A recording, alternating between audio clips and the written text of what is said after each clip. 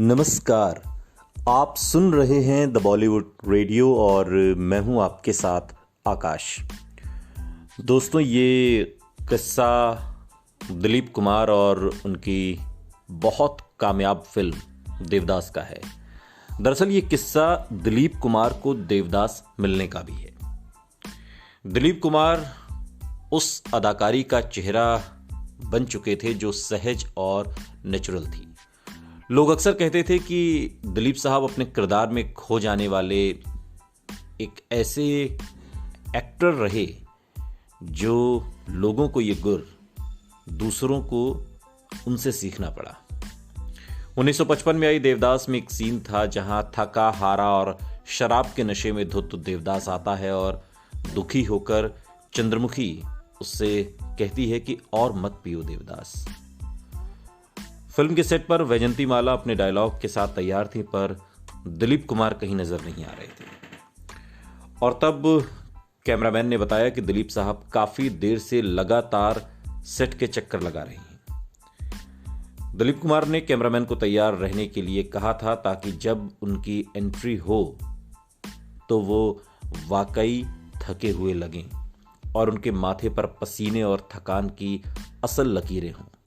ये बातें वैजंती माला ने दिलीप कुमार की किताब में साझा की है और लिखा है कि सीन में दिलीप कुमार को इस तरह देखा तो बरबस ही मेरे मुंह से निकल पड़ा, और मत पियो देवदास। वो भाव मेरे चेहरे पर कभी नहीं आता अगर मेरे सामने दिलीप कुमार इस तरह लड़खड़ाते हुए नहीं खड़े होते।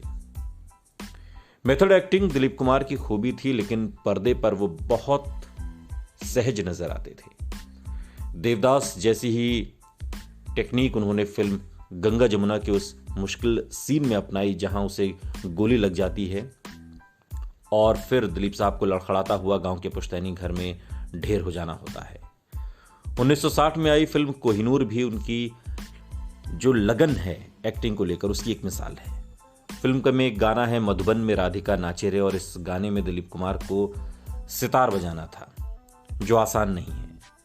और इधर फिल्म की शूटिंग चलती रही, उधर दिलीप साहब उस्ताद अब्दुल हलीम जाफर खान से तालीम लेते रहे सितार बजाने की। और गाने में जिस महारत से सितार पर दिलीप कुमार की उंगलियां चलती हैं वो उसी मेहनत का नतीजा है। दिलीप कुमार ट्रेजेडी किंग के नाम से मशहूर हुए, लेकिन उनकी एक्टिंग रेंज गजब की थी। और जो जुनून था दिलीप साहब का एक्टिंग को लेकर कि वो नेचुरल चाहते थे। वो चाहते तो सितार बजाने की जो एक्टिंग है वो उसको भी कर सकते थे, लेकिन उन्होंने तय किया कि मुझे सितार बजाना भी आना चाहिए जिससे कि और ज्यादा नेचुरल फील के साथ उसे किया जा सके। महबूब खान की साल 1954 में आई फिल्म अमर में एंटी हीरो का रोल उन्होंने बखूबी निभाया। एक वकील जिसकी प्रेमिका है लेकिन वो अपने ही घर में काम करने वाली एक औरत का बलात्कार करता है।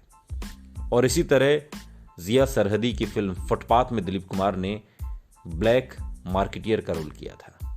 और दोनों ही फिल्मों में नैतिक द्वंद्व में फंसे शख्स की कहानी उन्होंने आंखों और अपनी आवाज के उतार चढ़ाव के जरिए पेश की जो उनकी खूबी थी।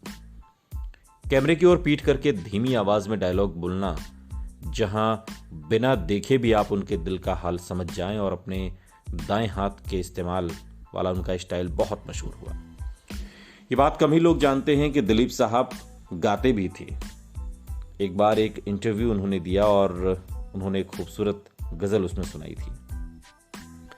1957 में आई फिल्म मुसाफिर में लता मंगेशकर के साथ उन्होंने एक गाना भी गाया। उर्दू समेत कई जबानों पर उनकी पकड़, सधा हुआ अभिनय, सेट, स्क्रिप्ट, निर्देशन से लेकर मेकअप तक पर दिलीप कुमार की महारत पर्दे पर उनके काम में साफ तौर पर दिखाई देती थी।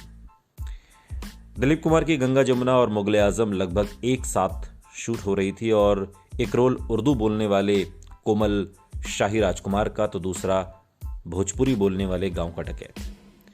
गंगा जमुना जैसी फिल्मों के स्क्रीन प्ले से लेकर लोकेशन ढूंढना, डायलॉग लिखने तक का काम भी वो खुद करते थे।